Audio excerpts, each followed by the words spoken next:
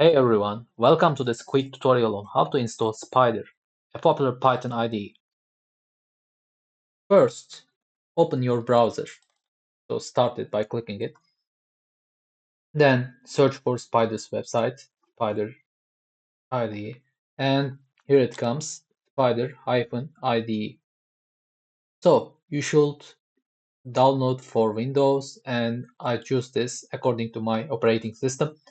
So click on it, click the red button. So I skip the part it's downloading and click on Downloads, then click and run the installer.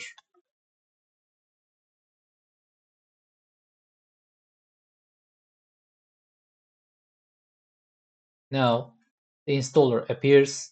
Click on Next, click on I agree. I choose just me because I don't want to install for other users, but if you want to install for it, then select this one below, but I am just choosing just me. Okay, that's the location installs. I checked create shortcuts and checked clear the package cache upon completion, so recovers some disk space, and click on install.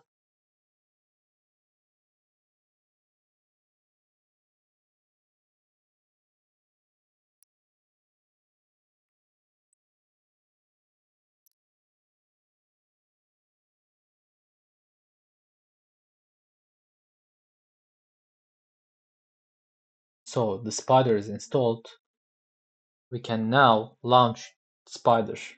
Let's click on finish and wait a while. After the installation is complete, you can go to your desktop and find your Spyder icon. So here's mine and I click on it. So it is initializing and here it comes, and then you can see a notification, you can just dismiss it, and then you can explore the tabs. So here's our help tab, which will let you learn more about Spyder IDE, and variable explorer. We will see after we define variables, they will appear here. Our debugger, our plots, and our files. So these are all my files, and here's my console. So in the console, I can write comments like run or etc.